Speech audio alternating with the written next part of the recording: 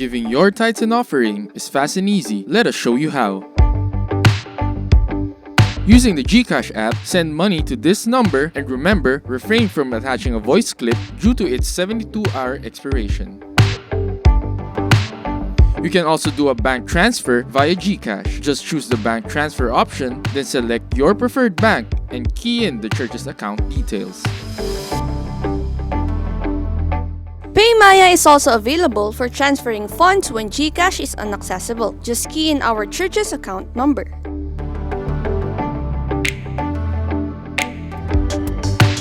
Our bank accounts are still open for direct and online deposits. These are the account names, account numbers, where you can deposit your tithes and offering,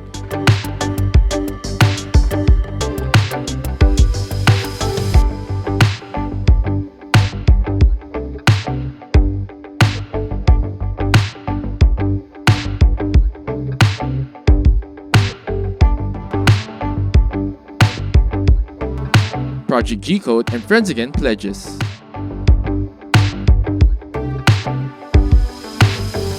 Remittance centers such as Western Union, M. Luwilier, Cebuana Luwilier, and Palawan Express are also your options when giving. Please write Judith Lagunsad or Efren Lopez as receiver and provide this contact number.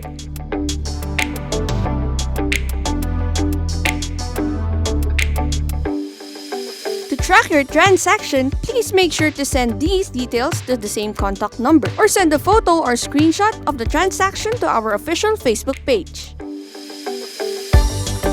To know more about online giving, contact us at these numbers or send us a message on our Facebook page or visit us at our website at www.jctgbtg.com.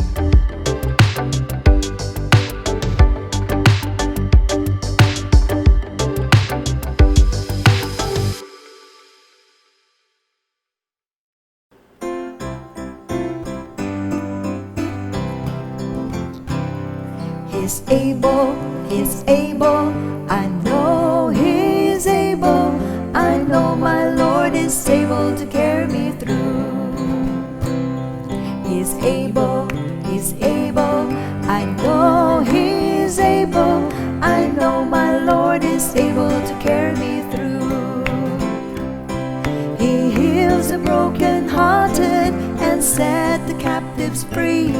He made the lame to walk again and caused the blind to see. Oh yes, He's able, I know He's able, I know my Lord is able to carry me through. He's able,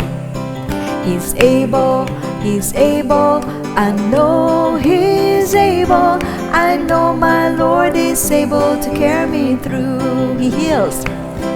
He heals the brokenhearted and set the captives free. He made the lame to walk again and caused the blind to see. Oh yes, He's able, and He's able, I know He's able, I know my Lord is able to carry me through. He heals the brokenhearted and set the captives. Di mo ko in-inform. He made the lame to walk again, caused the blind to see. Oh yes, He's able, I know He's able, I know my Lord is able to carry me through. For the last time, He's able, I know He's able, I know my Lord is able to carry me through.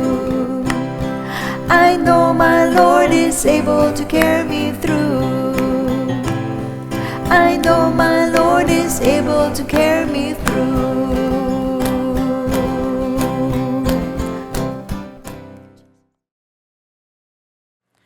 Good evening everyone! Sa lahat po ng to God be the glory, sa lahat ng members po natin, naway nasa mabuti po tayong kalagayan. Of course, on behalf of our beloved Bishop, salamat for this opportunity na makaharap po sa inyo. Ganyan, salamat sa Panginoon na binigyan niya rin ako ng pagkakataon makapag-share din po sa inyo sa lahat ng kanyang kabutihan. So sa hindi po pagtatagal, mga kapatid, alam ko pong excited na po tayo makinig ng ating pong series.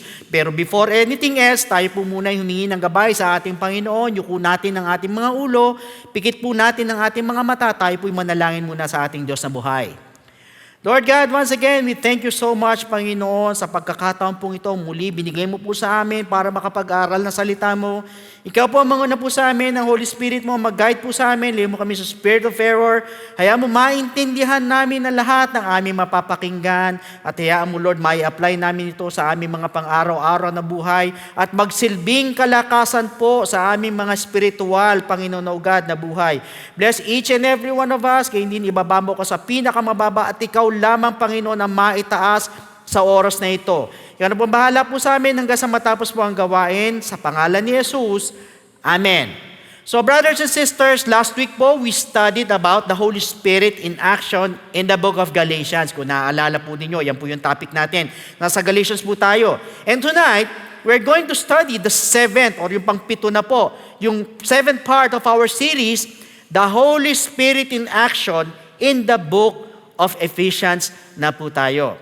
Now, brothers and sisters, for your information, ito pong Ephesians was addressed to a group of believers who were rich beyond measure in Jesus Christ. Talagang napakayaman po nila. Yet, they were living as beggars. And only because they were ignorant of their wealth. Ayun po. So, hindi po kasi nila alam yung na mayaman po sila.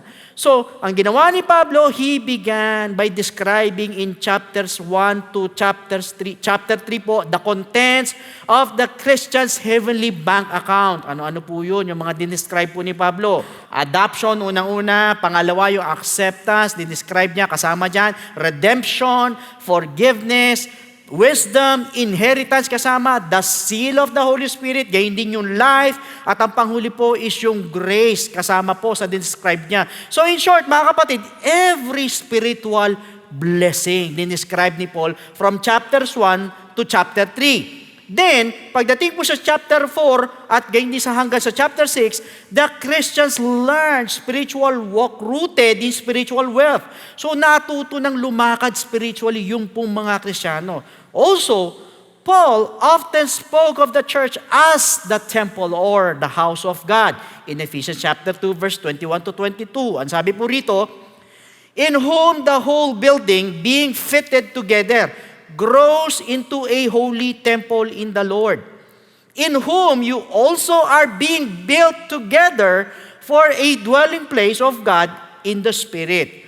So tinukoy po niya how the Jews, gayon din yung mga Gentiles were being built together for a dwelling place of God in the Spirit, ang sabi ni Pablo. Meaning, pinag-iisa po ng Holy Spirit ang mga Gentiles at ang mga Jews. If we're going to read the book of Ephesians chapter 2 verse 11, gayon din Ephesians chapter 3 verse 7.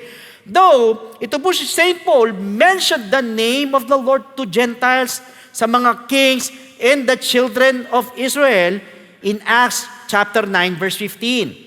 But the Lord said to him, go, for he is a chosen vessel of mine to bear my name before Gentiles. Ayan.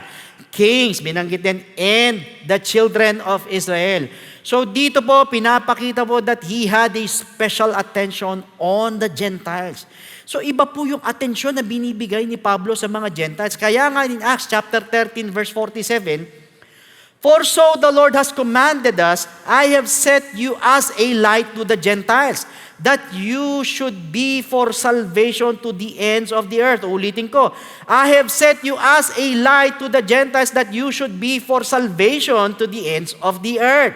So in other words, inutusan po siya ng Lord na magsilbi po siya ng ilaw sa mga Gentiles. And he referred to this as the dispensation of grace. Bakit ko po nasabi? In Ephesians chapter 3 verse 2. If indeed you have heard of the dispensation of the grace of God, which was given to me for you. So I truly believe, mga kapatid, that God's number one grace to the Gentiles is the gospel of salvation. Yan po yung number one grace ng Panginoon sa kanila, sa mga Gentiles. And it is also our salvation.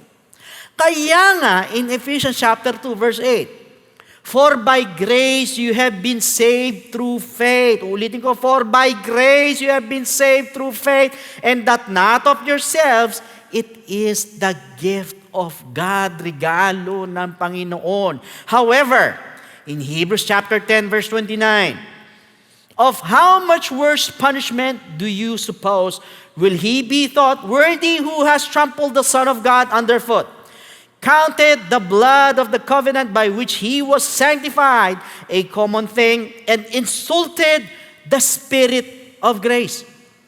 So the author mentioned about the Spirit of grace. Binanggit po yan. And para po sa akin, one of the greatest manifestations of the grace of God for us is baptism in the Holy Spirit. At biyaya lang ng Lord ang binigay na Holy Spirit po sa atin. Biyaya niya lang po yan. So therefore, one of the great roles of the Holy Spirit in the church is to unite the Jews and the Gentiles to have access to the Father by one Spirit. Meaning, ang Holy Spirit po ang magkoconnect or nagkoconnect sa atin to our Father in heaven. Yan ang nagkoconnect sa atin doon sa amang balal natin na nasa langit. Ephesians chapter 2 verse 18. For through Him, we both have access by one Spirit to the Father. Kaya may access na po tayo sa ating Diyos. Now, alam niyo po, something similar happened on the day of Pentecost and at the house of Cornelius. So on the day of Pentecost po, yung po mga Jews and Gentiles converted to Judaism were present that day. Nandoon po sila. While sa bahay po ni Cornelius, yung po mga Gentiles naman po had the same experience like the Jews on Pentecost. And through the Holy Spirit, through the Holy Spirit, mga kapatid, the Jews and the Gentiles were built together for a dwelling place of God. In Ephesians chapter 2, verse 22. In whom you also are being built together for a dwelling place of God in the Spirit. Now, mga kapatid, in this book, we can clearly observe that although Paul mentioned about the Lord Jesus Christ and the Holy Spirit, binanggit niya po yan, he was so careful or maingat na maingat siya and would always emphasize the phrase, one Spirit. Parati niyang binibigyan na din yan, yung one Spirit niyan. Take note, naging maingat po si Pablo at parati niyang binibigyan ng stress or binibigyan niya ng diin yung one Spirit. Bakit po? Because, ito po si Apostle Paul, as a Jew, was a one God believer. Again, he was a one God believer. He never denied the Shema. Ano ibig sabihin ng Shema? Shema is the Hebrew word that begins the most important prayer in Judaism. In the book of Deuteronomy chapter 6 verse 4. Hear, O Israel, the Lord our God, the Lord is one. Ito pong the whole Shema prayer po includes magmula po sa verse 4 hanggang verse 9 po. Now, in Deuteronomy 6:4 again, kung babasahin po natin ulit, ang sabi dito, Hear, O Israel, the Lord our God, the Lord is one, ang sabi. Tanong, what does it mean that the Lord is one? Or ano ang ibig sabihin na ang Diyos ay isa? Alam niyo po, may nagsasabi, the Lord our God is one Lord. Ang iba naman, the Lord is our God. Ang sabi nila. Well, others would say, the Lord alone. But the focus, mga kapatid, is on the idea. Take note, on the idea of one God. Na iisa lang ang Diyos. Yun po ang focus nila. Yun po yung idea nila. Isa lang ang Diyos. Ang pinagdidiinan pa din nila, iisa lang ang Diyos. And the doctrine of one God was a contrast to the theologies of the culture surrounding the Ephesian church. Anong ibig ko naman po sabihin? Marami po kasing mga taga-Ephesus po ang sumasamba po sa Diyos-Diyosan. In fact, yung central religious figure of the city nila, dito po sa Ephesus, si Artemis po, isa po sa Diyos-Diyosan po nila yan. Yung buhay po sa Ephesus revolved around the worship of Artemis. Sinasamba nila si Artemis. And at least 50, take note, 50, ang dami mga kapatid, other gods were worshipped in Ephesus. Kasama dyan po yung mga Greek gods, katulad po ni Zeus, katulad ni Athena, as well as yung mga Egyptian deities po like Isis and Serapis, nandyan din. And also, ito pong si Ephesus po was also a center for emperor worship. So imagine mga kapatid, pati emperor sinasamba nila. So yan lahat ng yan po, yung mong iba't ibang mga klaseng Diyos-Diyosan po nila, hanggang pati emperor sinasamba po nila. Kaya nga po, gustong ibigyan ng diin ni Paul, gustong bigyan ng emphasis po ni Paul, that there is only one true God and only one Spirit of God. Ang pinagdidiinan po ni Pablo. And another reason why he wanted to emphasize the one Spirit of God doctrine, mga kapatid, is in Ephesians chapter 3, verse 16 to 17. That He would grant you, according to the riches of His glory, to be strengthened with might through His Spirit. Take note, His Spirit, binanggit, in the inner man. Verse 17, that Christ, sumunod naman, kanina Spirit, sumunod naman, Christ, may dwell in your hearts through faith, that you being rooted and grounded in love. Then, pagdating sa verse 19, to know the love of Christ, which passes knowledge, that you may be filled with all the fullness of God. So pangatlo, binanggit naman yung God. So kung mapapansin po ninyo, in these 3 verses po na binasa po natin, he mentioned about unang-una yung Spirit, sumunod si Christ, and pangatlo yung God, sinabi. So baka isipin ng Ephesian Church na tatlong Diyos po sila. At yan din po ang problema sa maraming churches nowadays. Pag nabanggit po ang Holy Spirit, the Lord Jesus Christ, o yung God or yung Father, ang iniisip nila ay tatlo na ang Diyos. Hindi po pwede mangyari yung mga kapatid. Kahit pagbalik-balik ta rin po natin ang Bible, hindi pwede maging tatlo yan. Bilang mga anak ng Diyos, dapat alam po natin kung ilan ang tunay na Diyos at kung sino ang tunay na Diyos, pati pangalan niya, dapat alam natin sa New Testament. Kasi po, sa Old Testament po, marami po siyang pangalan na ginamit. Pero pagdating po sa New Testament, isang pangalan na lang po. That is why, in Ephesians chapter 4, verse 3, be eager, ang sabi rito, and strive earnestly to guard and keep the harmony and oneness of and produced by the Spirit in the binding power of peace. Paul said, be eager and strive earnestly to guard and keep the harmony and oneness of and produced by the Spirit. Ang sabi ni Pablo, meaning, mga kapatid, maging eager daw po tayo. At pag sumikapan daw po natin, bantayan at panatilihin ang pagkakaisa sa Espiritu. Ang tanong, why unity of the Spirit? Ephesians chapter 4, verse 4. There is one body and one Spirit, just as you were called in one hope of your calling. Ulitin ko, there is one body and one Spirit. Malinaw na sinabi ni Pablo. Just as you were called in one hope of your calling. First, Paul said, there is one body. Ang sabi niya. So, isa lang ang katawan ni Jesus Christ. At kaya po binanggit na isa lang ang katawan para maging aware po tayo na may ibang katawang ding nagsasabi ring na katawan ni Kristo. Bakit po? Kapag tayo po nagkakagatan, lumilitaw, ibang katawan po yan. Ibang katawan niyang kinakagat mo. Kasi nga, kung tinuturi mong katawan ni Kristo yan, at ikaw din, ganun din, bakit mo kinakagat ang sarili mong katawan? Saan kayo nakakita ng taong kinakagat niya yung sarili niyang katawan? Alam niyo po, pagka ganun, mayroon pong problema sa isip po yan. Huwag po kayo magagalit. Ibig mo sabihin, Pastor Lud, pagka kinagat or kinaaway ko yung kapatiran, may problema ako sa isip. Ano po sa palagay po ninyo? Kayo na po sumagot. Paano naman kung masama yung ginawa sa akin, Pastor? Yun nga, mga kapatid, masama nga ginawa sa iyo. Ibig sabihin, masama ang ginawa niya sa sarili niyang katawan. May problema sa isip yan. Bakit mo papatulan? May problema ka din ba sa isip? At kakagatin mo rin ba yung sarili mong katawan? Kaya nga po mga kapatid, hindi po tayo pwedeng magkagatan sa isa't isa dahil one body lang po tayo. Tandaan po ninyo, iisang katawan lang po tayo. Second, there is one Spirit. Paul wanted to emphasize not only to the Ephesian church, but to all his readers. Yung lahat ng bumabasa ng kanyang sulat, kasama po tayo dun. Isa po tayo sa readers ni Pablo. At that there is only one Spirit of God, not two, not three, not even four. Isa lang po ang Espiritu ng Diyos. Kapag po may nagsabi na iba ang Espiritu ng Ama, iba ang Espiritu ng Anak, iba ang Holy Spirit, at lahat sila ay Diyos, edi tatlong Diyos na po yan. And for your information, hindi po yan ang tinuro ni Pablo. Ang turo niya, there is one Spirit.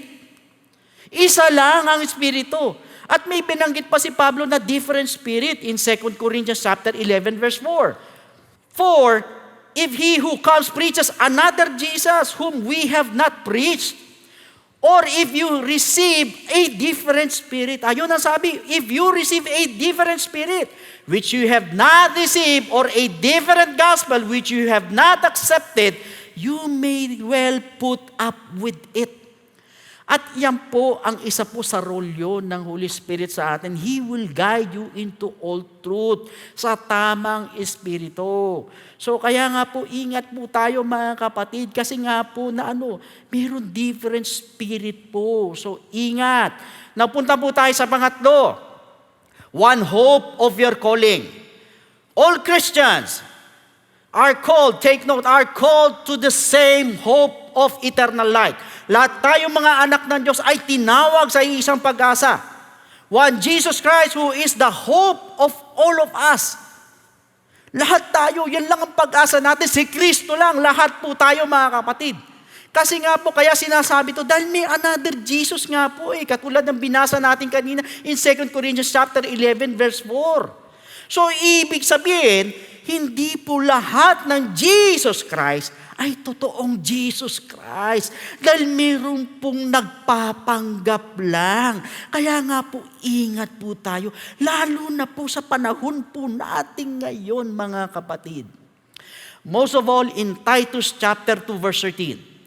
Looking for the blessed hope and glorious appearing of our great God and Savior, Jesus Christ. In other words, we only have one hope to escape from this chaotic world, and that is the blessed hope. Kukunin ng Lord ang church before the 7-year tribulation. Kaya nga naging blessed hope po yan. Hindi po pwedeng dadaan ka muna ng 7-year tribulation dahil mawawalan po ng saysay.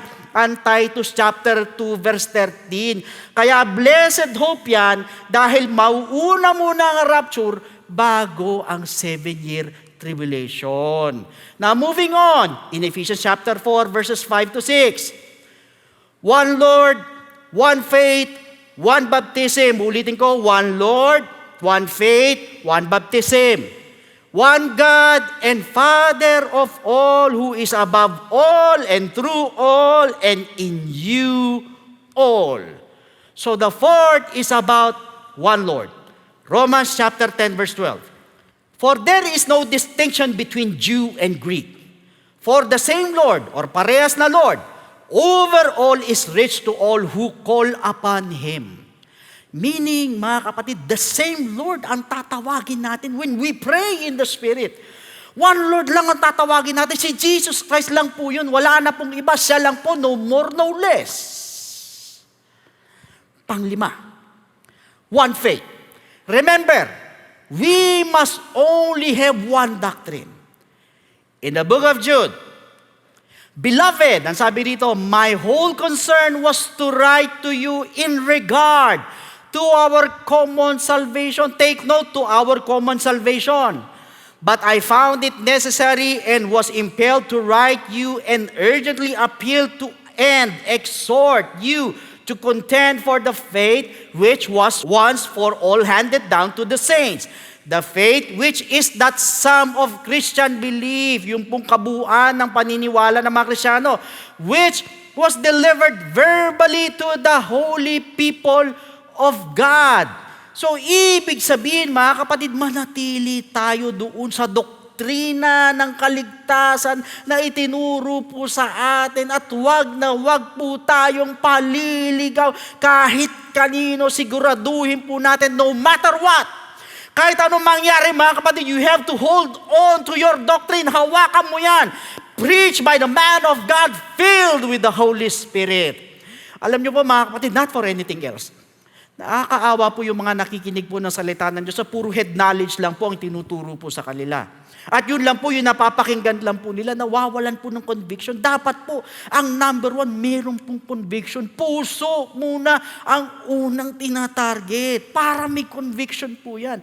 Remember, once filled with the Holy Ghost, ang nagtuturo, mga kapatid, mas malamang kesa sa hindi nakakonsentrate po yan sa pagtuturo ng kung paano tayo mamumuhay bilang Kristiyano na tagasunod ni Kristo, kung paano tayo makakasunod sa kalooban ng Diyos, kung paano tayo magkakaroon ng pagbabago sa buhay, kasama yung mga mabuting pakikipagkapwa-tao, makikipagbati nandyan, yung pagpapakumbaba, tinuturo sa atin, pag may mali ka, kasama dyan, at hindi pagganti kapag nasasaktan. Kasama rin po yung paano ka lalaban sa mga gawa ng laman, paano ka lalaban sa mga gawa ng kasalanan, at paano ka makakatagal, ma-overcome ang mga pagsubok. Hindi po puro blessings lang po, mga kapatid. Now, let's proceed with the sixth. One baptism. Brothers and sisters, there is only one formula of baptism. It is in the book of Acts, chapter 2, verse 38, and in the book of Acts, chapter 8, verse 16. Now, ang sabi po sa Acts 19:5, when they heard this, they were baptized in the name of the Lord Jesus. Take note, they were baptized in the name of the Lord Jesus. Dito po sa Acts 19:5, they were rebaptized in Jesus' name. Take note of that. Tandaan ninyo, mga kapatid, kababaptize lang ng mga disciples with the Holy Spirit nung magbaptize po sila in Jesus' name.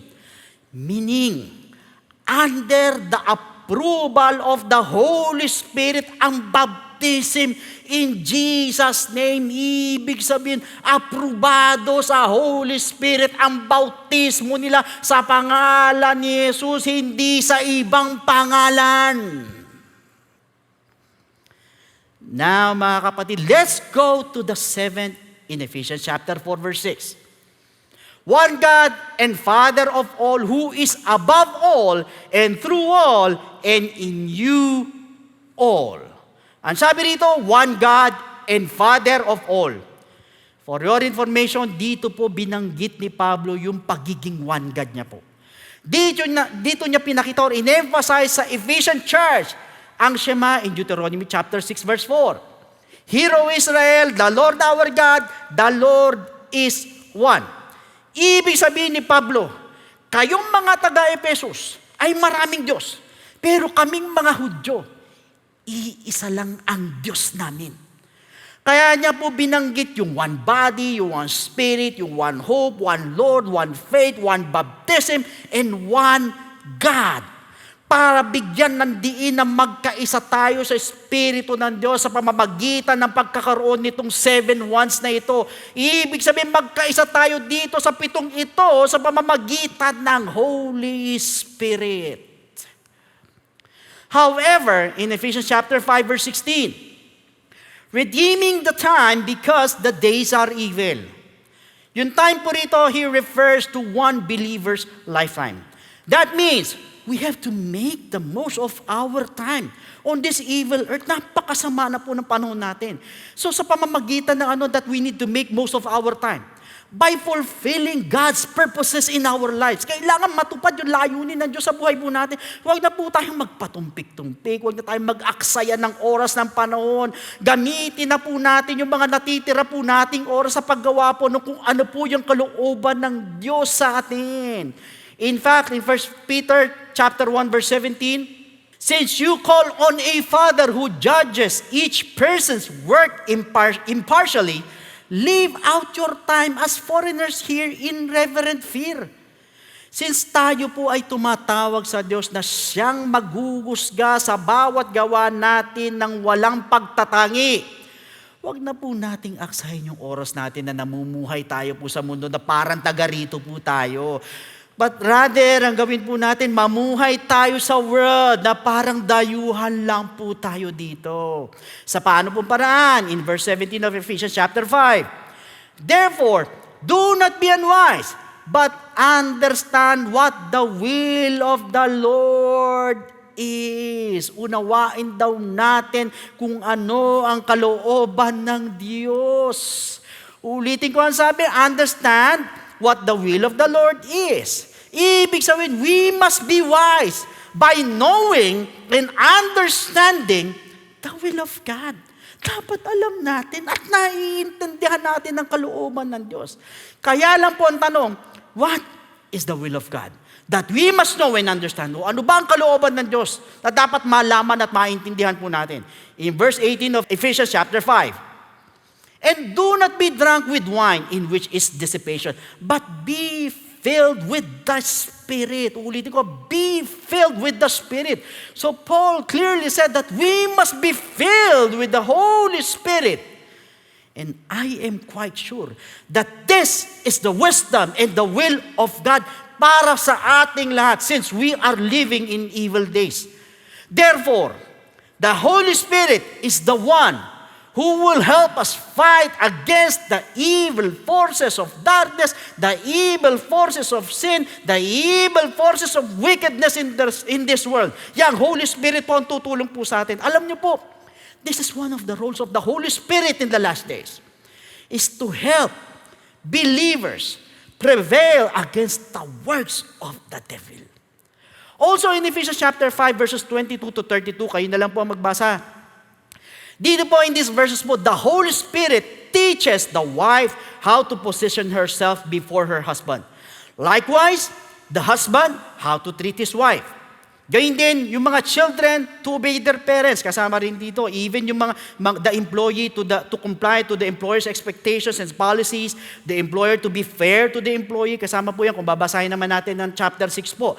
Actually, this book has the complete instructions and guidance of the Holy Spirit. Take note, guidance of the Holy Spirit, mga kapatid, for the family and their source of livelihood.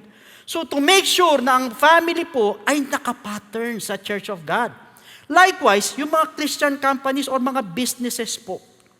Now, in Ephesians chapter 6, verse 11 to 18, dito po sa mga verses na to, St. Paul gave instructions while being led by the Holy Spirit on how to use our whole armor of God. Binigyan niya tayo ng instruction.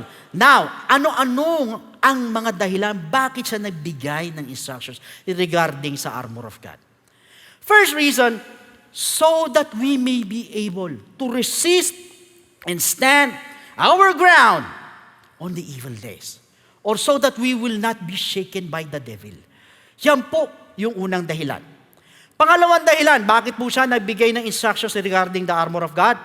That we may be able to quench all the fiery darts of the wicked one.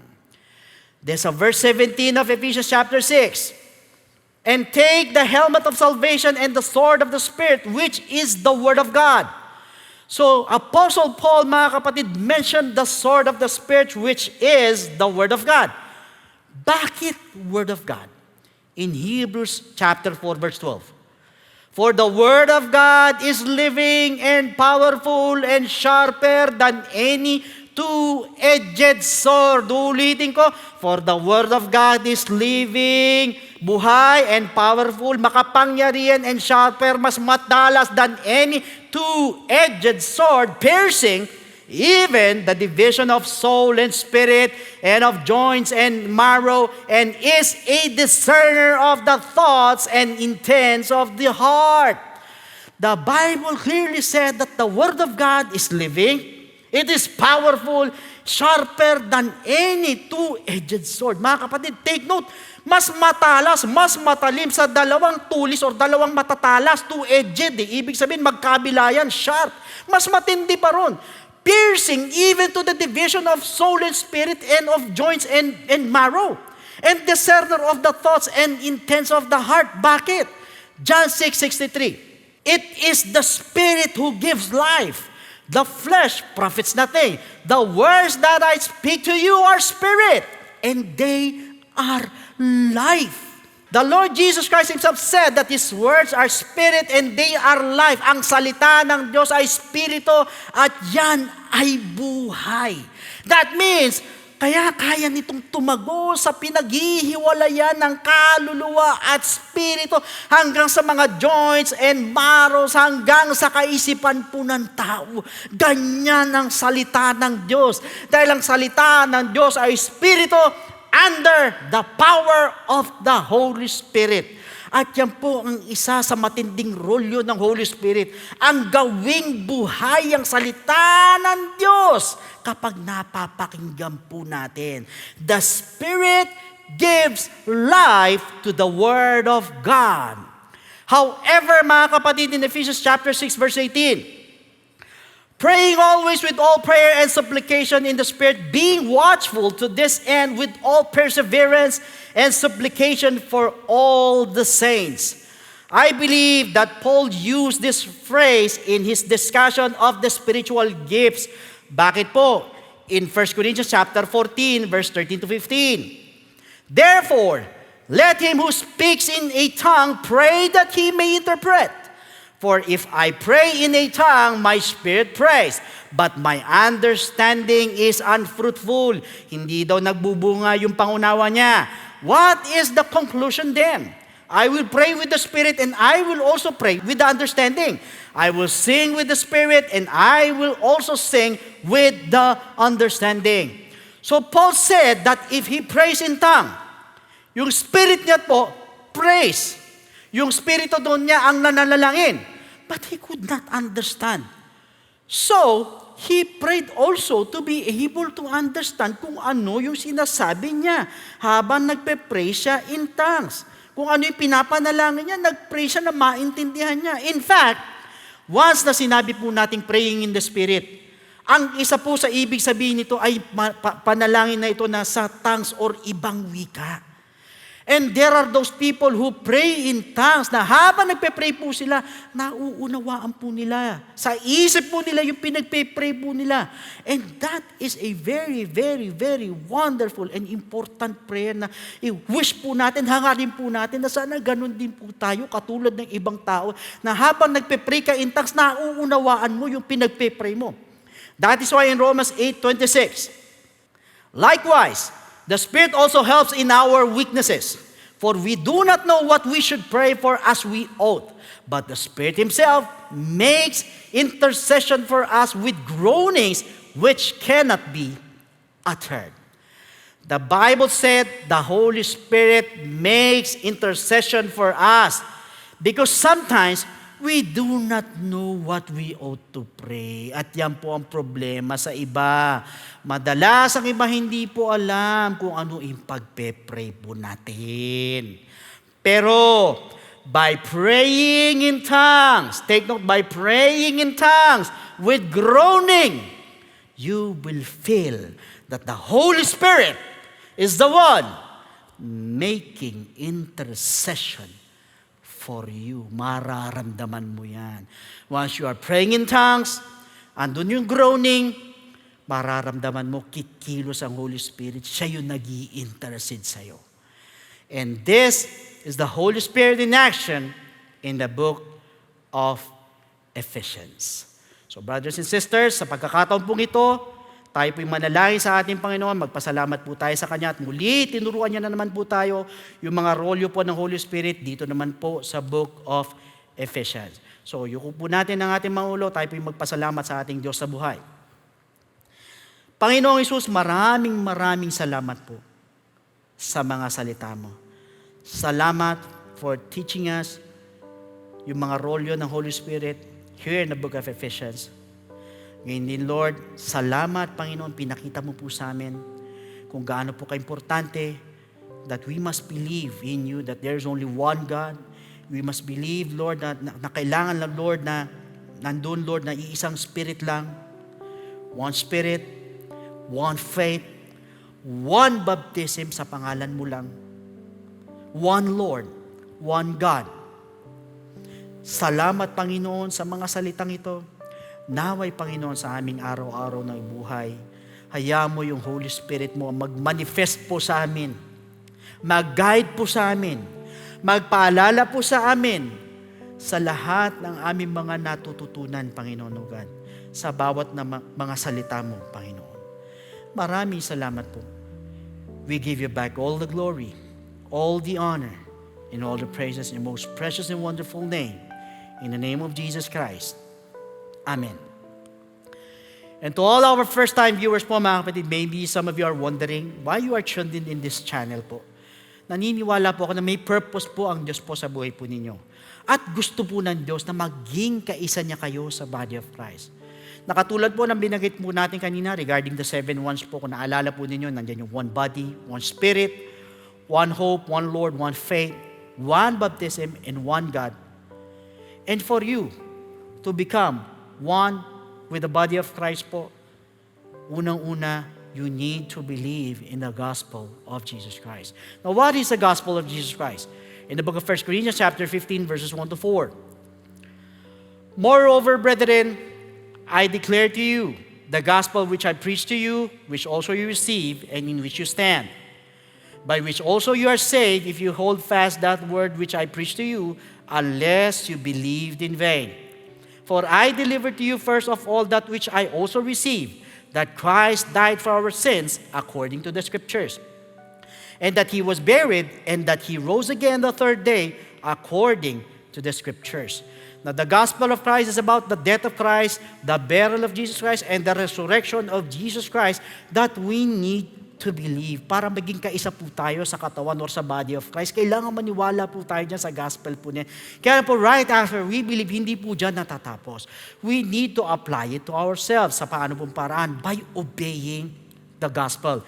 In the book of Acts, chapter 2, verse 38. Then Peter said to them, repent, and let every one of you be baptized in the name of Jesus Christ. Ulitin ko, katulad na napag-aralan natin kanina, be baptized in the name of Jesus Christ for the remission of sins, and you shall receive the gift of the Holy Spirit.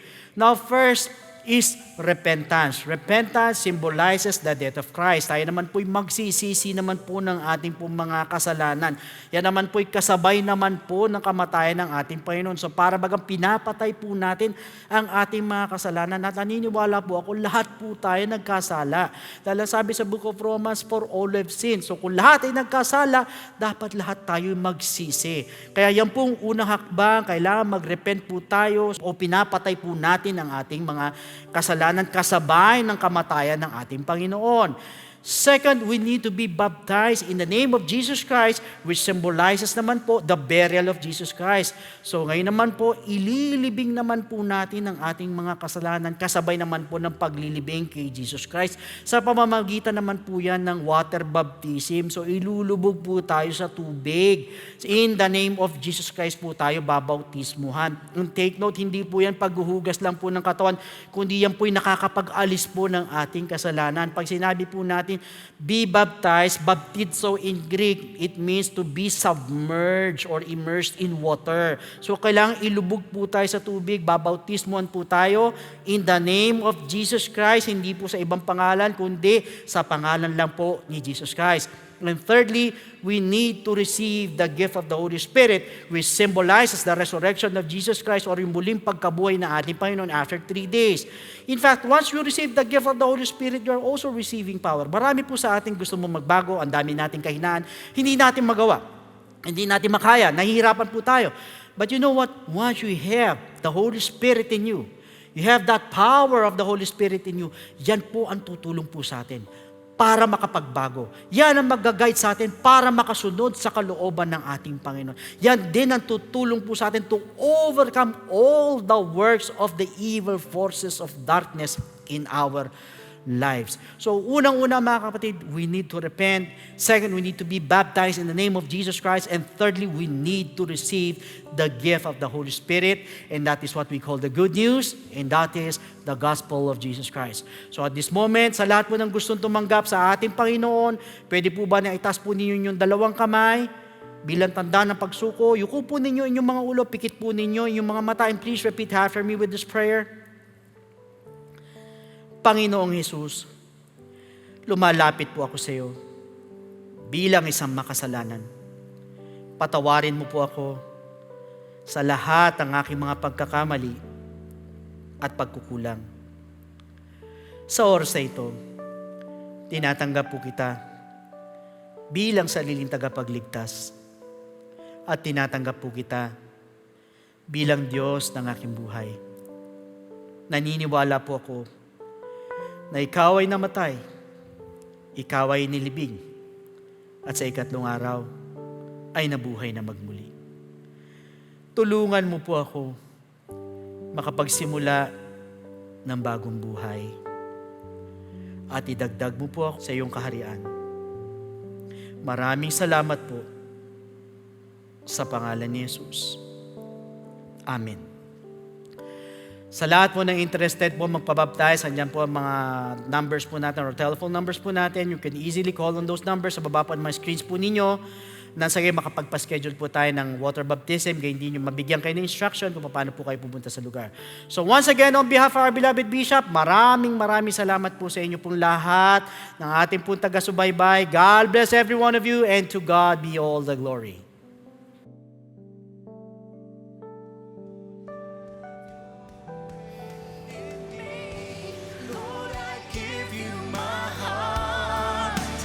Give you my soul.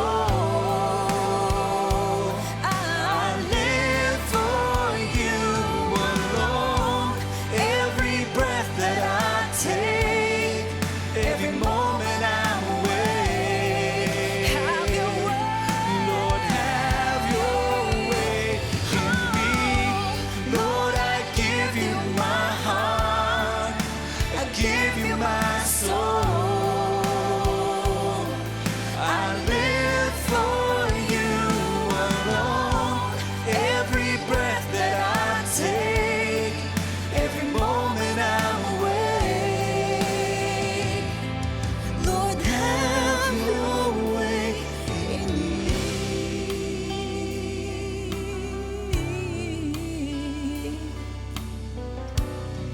It's only you can give me a new heart,